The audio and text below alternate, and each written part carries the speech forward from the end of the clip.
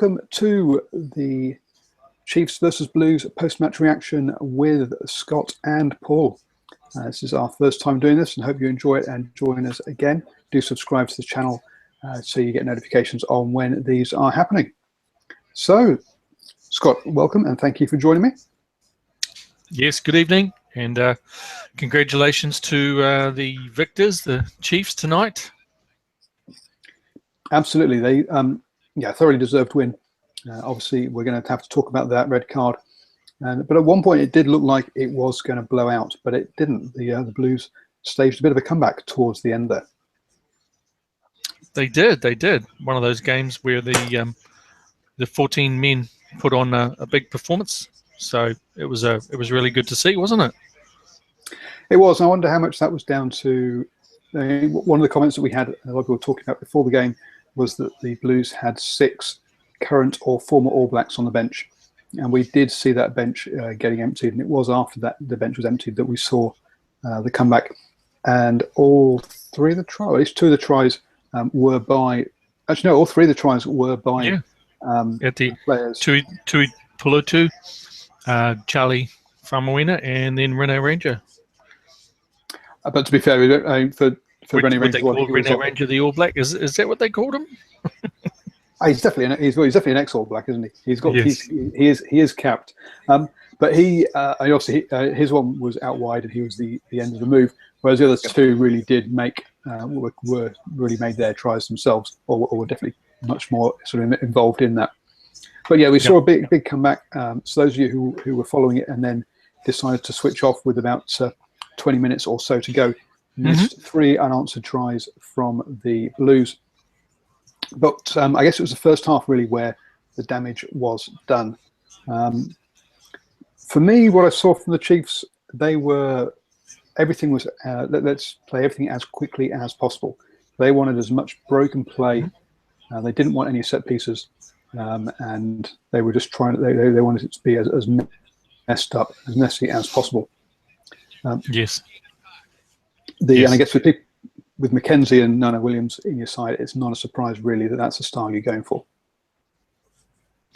I think there was obviously they didn't necessarily. I don't think the breakdown was a bit of a pressure point in this game as such. It was more, counterattack and leaping onto a ball and getting those really fast passes out. So yeah, Kruger, and I didn't see a lot from the Chiefs' second 5, but Leonard Brown obviously distributed well. But the forwards getting into the back line and Retallick and doing a mammoth amount of work in the first half. Absolutely, I think and I guess what surprised me was that they avoided so much set piece. So they were taking quick lineouts and other things like that. They only had 3 lineouts themselves all game, and yet their set piece was so much more solid than the Blues.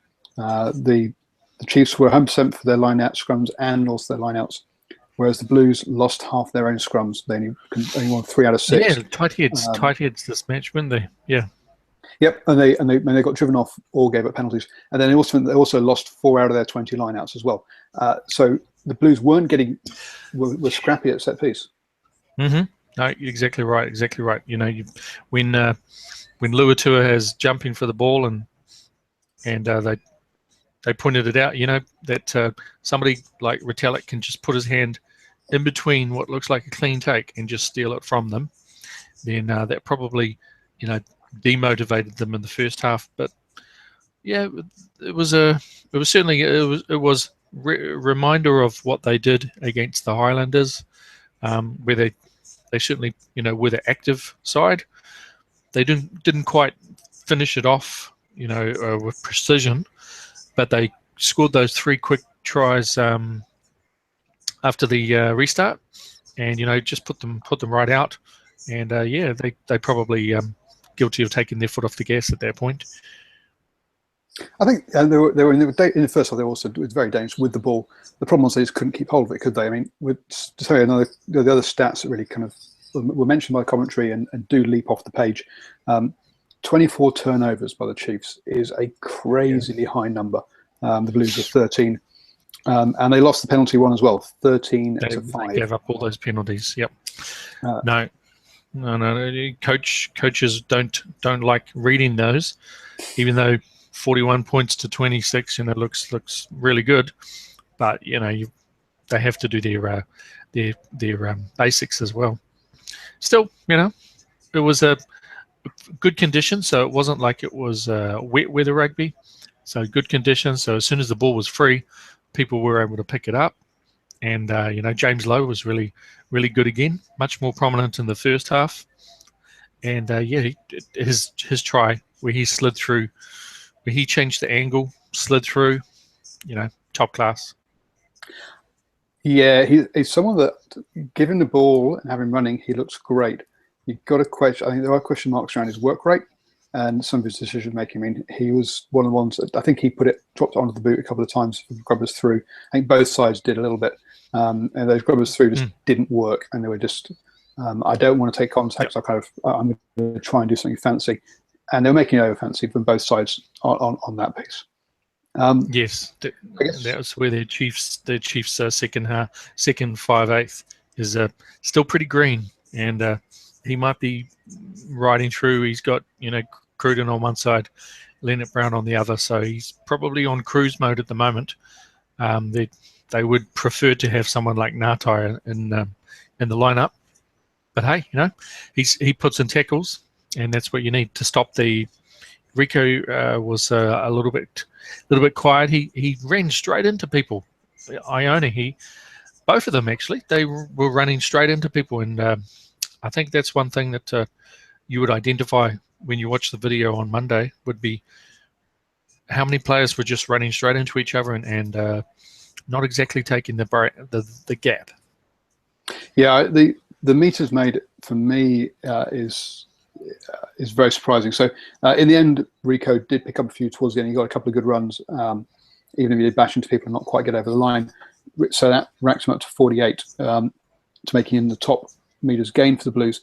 But apart from that, it was, and I'm going to absolutely butcher this name, Kauli Tuioti with 31. A lock. You've got a lock as your second most meters made. Yes. That just shows your backs have not got themselves under control at all. There was a lot of passing that went backwards. Piers Francis probably, they asked him, I think during the week, on radio interview, what he'd prefer, and he prefers to be first five. I would probably not be very happy if I was always being put at second five. So that little bit of maybe that internal competition is still there, and Francis is just not looking as comfortable. But yeah, big. I wouldn't call them flat defensive lines in this game. It was, the passes were a lot of passes were going backwards. It was deep lines, and hitting each other pretty hard too. Absolutely, but I think also the Chiefs, especially in the first half, they were playing over the line, and they knew it, and they were kind of like, you can get into our half and you can have as many penalties as you like, but you're not going to score a try. Yep. And I think the ref was a little bit weak on handing out some warnings there to say, look, you're going to get a card soon if you continue doing this, because every time the Blues got into the Chiefs half in the first half, they seem to pick up a penalty, so I think the ref might have been a little bit weak on that one.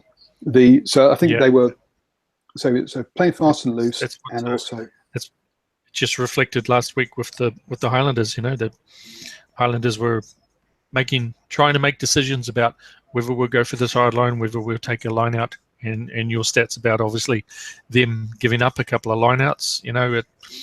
They took 9 points, on offer, but it just didn't look like they were going to break through, fully. They had some charges, but not quite there.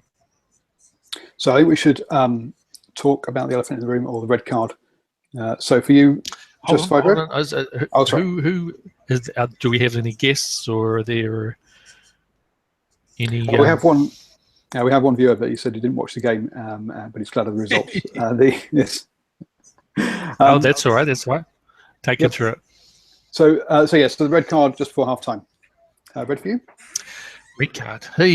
So from what I could tell, obviously Tim Nanai-Williams, magic break, Bird with the offload, Nanai-Williams with a really fast run, then I think he passed the ball to Cruden, and then he gets a clothesline, and really, just undisciplined, very undisciplined.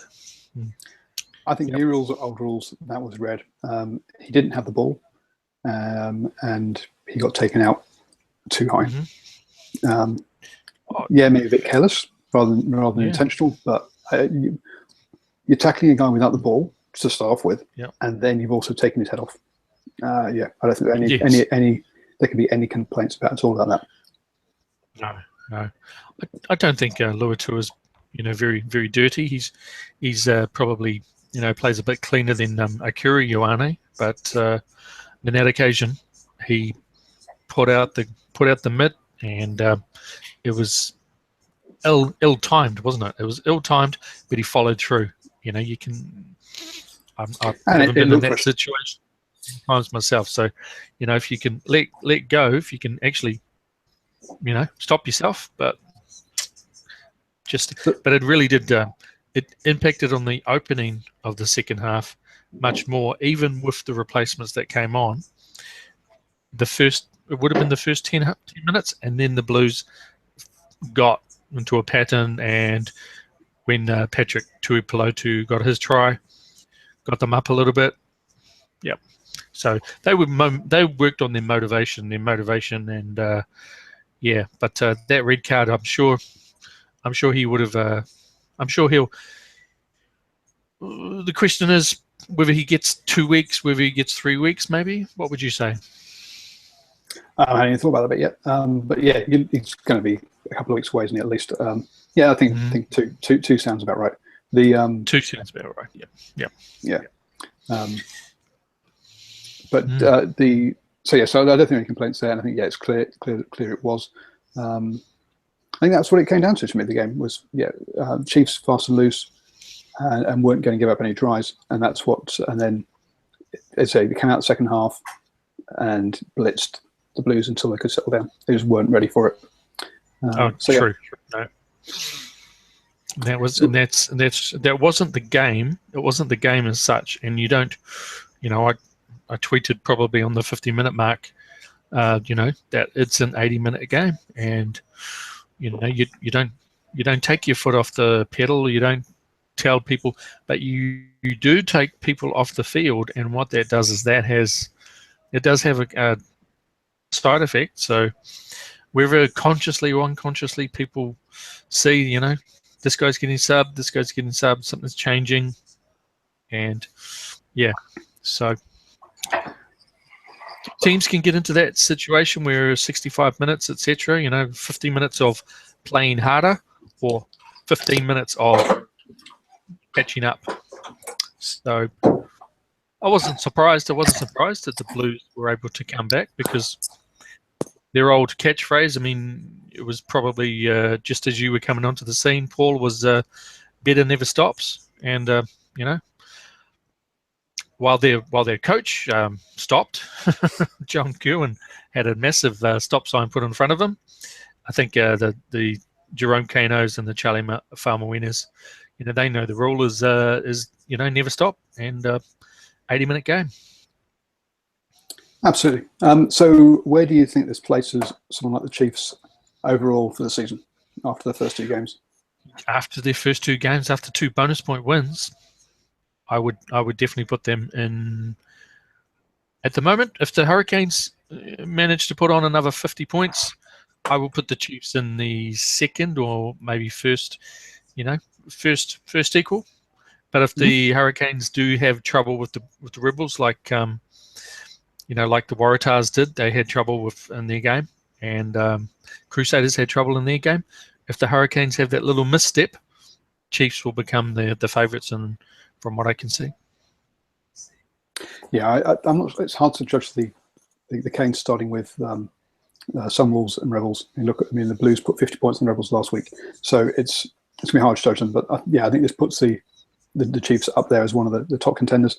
My big concern, I guess, about the Chiefs is you've got Rene, and I've forgotten who the guy is that's going off to Connacht.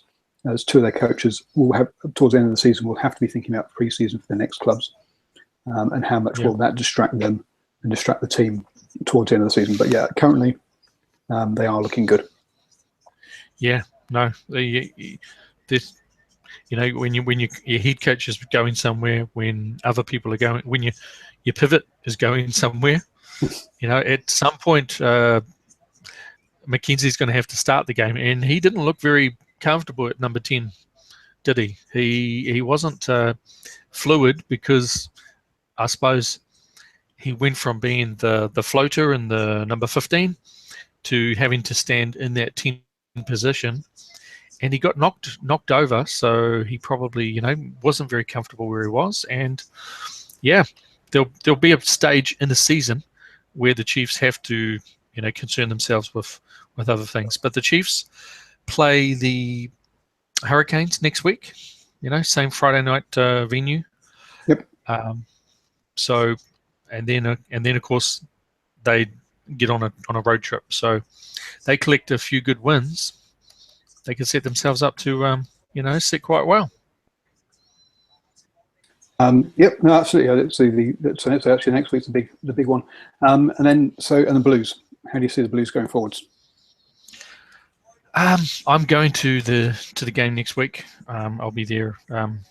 If not watching from up close, then I'll be standing, in the stands, thinking to myself, are the Highlanders going to come up here and totally make a revenge for last season, where it was a really close loss, or whether the Blues are going to come back and show that the razzle dazzle. I think Duffy is a really good is a key player. Collins is probably a little bit green. Ranger maybe starting on the wing and having more of a dual purpose between, he could swap between himself and Ioane. But yeah, I think there's just that 10-12 combination that's not quite, it doesn't quite suit Francis, because he wants to be the first five, he wants to be the guy. So fix that, or put something in place that's going to obviously say, right, West, you're gonna drop one game, put in Francis as the number 10, and give him a go. And if Francis does show as the better player, even if his kicking isn't as good, you could always say that Duffy could take the kicks, somebody else take the kicks, even Pulu could take the kicks. But Pulu was a little bit distracted tonight with trying to be the man and trying to get in the face of his fellow Chiefs players. So he needs to respect that. It's not a game of he might want to be the tough guy, but he's an important cog in that machine, and didn't quite work in the first half. Got better in the second half, didn't he? Yeah, and it didn't work for me. For me, I think West has always looked better with Francis outside him. I think he needs someone to help take the pressure off. Another guy who can kick and make some decisions as well. And tonight he only made half of his kicks, hit woodwork 3 times. 2 of them went over, 1 of them didn't. Yeah. So even the kicks that did go over, he nearly missed. They were really close. So, but is there an element of Piers being an English guy that they've got to stick with the young, talented Kiwi over the journeyman English guy who's a bit more solid? Maybe, I don't know how that is, but so I must admit. But you're right, combinations are going to be important in that 10-12. Yeah, I think I might make a note about that. Whether to ask somebody about Francis's future, whether he's on a 1-year contract, I know West is on the 1-year contract, whether Francis has been signed for any longer, because we all know that if they put so much concentration on the first 5, and the first 5 is failing, then it's an easy position to point the finger at. Yep. But it's a tough position. You know, it's a lot for the people to 100 games. Cruden's got to 100 games, and he hasn't always looked that great, but he's does most things right, doesn't he? He does. And you've got to give people the experience, and they've got to learn on the way. We're talking about people leaving. Obviously, Charlie and Tua are also both in the forwards, are both leaving. So again, how much do you look towards next year, and how much do you play these guys this year as well? We'll come into it. But on paper, the Blues have got a competitive side. To me, it's settled combinations, and I think they're going to that's settling this down quickly is the important thing. Yep. And I really don't see Western suddenly. I don't see Western suddenly willing to be a good Blues combination. have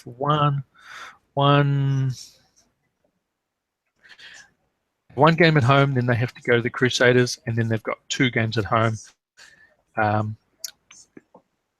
They're in that situation where, if they just get a bit of a flow on, they should be doing pretty well. But they have all these local derby matches, and doesn't get any easier for the Kiwi teams. I tell you, they've got the Bulls coming across, and but otherwise they New Zealand teams. So tough opposition. Yep, I think we've covered most stuff. I just got one question online. What do you guys think about McKenzie? Will he make the All Blacks? Damian McKenzie, will he make? Oh, of course he'll be in the wider group, but he's a toffee. He's a toffee. He's got a little bit of hard outside edge, but it might be found out. He might get found out on more occasions than he's not. I'm still not sold. I still think he's really talented. He's janky. He can spot the holes, which is really good, because you've got to look through that whole back line, so you've got to see where the other guys come in, etc. So he's got good vision. It's just whether he's the real article, and closer to it, but no, he wouldn't be in a starting lineup. You'd have Dag every time. You'd have a fit Ben Smith, and you'd want to have a bruiser like Naholo or Savia over McKenzie. I can't see a place for him.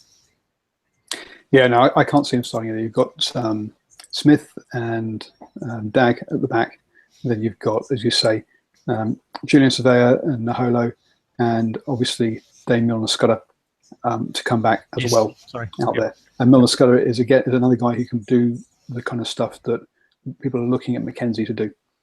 He's another jinky feet, can go through gaps and create something out of nothing kind of player. So I think they've got.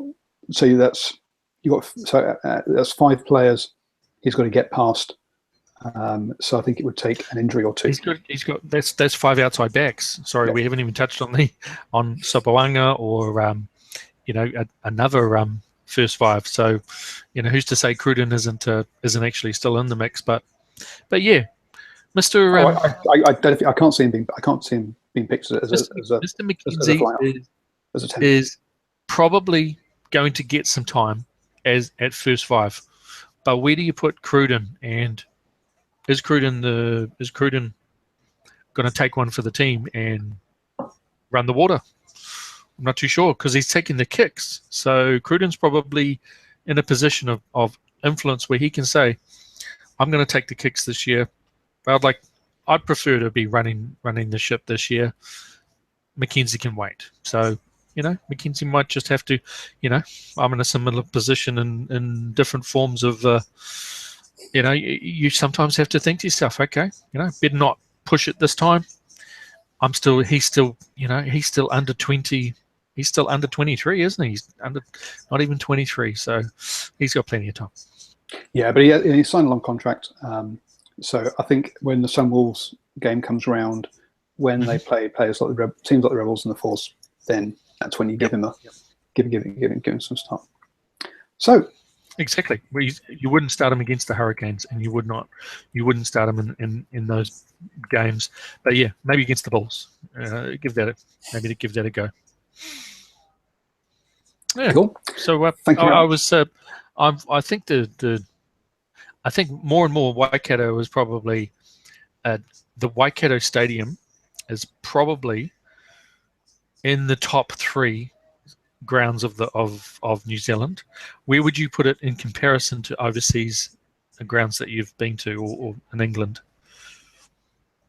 I actually haven't been to many grounds in England. I've been to Twickenham, but it was way before the current redevelopment had happened. So it was when Wade Dooley got laid out a few years ago.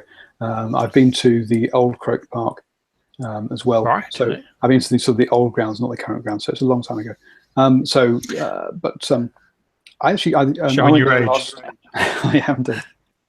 I went down there last year for the game, and yeah, I think I actually preferred it to Eden Park, for example, which I think is too big and too far away from the pitch, and it's too just kind of a bit of a mess. So, but yeah, just seems it just has a. I've been there twice, and had a walk around, and it's got good elevation and different points, and just seems like a really just a great looking park, and I think they're certainly doing well as an area, and if I look at North Harbour sometimes, I think to myself, I'm looking from one side and there's nothing on the other side. So it's just great to have a stadium where there's 2 sides. I think AMI is AMI stadiums is another difficult one, but for when the Chiefs play the Lions, I think that place will be rocking. Yep. It's the right kind of size. It's the right kind of size, the kind of crowds they get. It definitely is. Yeah, great place. Cool. Anything else, or should we wrap it up there, do you think? It's probably wrap up, unless you've got any more questions or any hashtags or anything like that. No, but I'm good. I'm just going to write some. I'm actually looking forward to the Las Vegas Sevens this weekend too. Oh yeah, that should be good fun. So anyway, thank you very much for your time. And tell people where they can find you. My name is Scott, and you can get me at RugbyNZ_, and I'm also plug. I've obviously contribute to lastwordonrugby.com, so check that out. Great. And you can find me at DrivingMaul on Twitter, DrivingMaul page on Facebook, and DrivingMaul.com.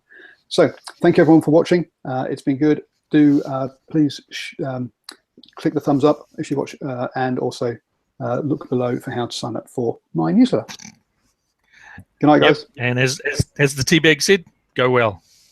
Go well.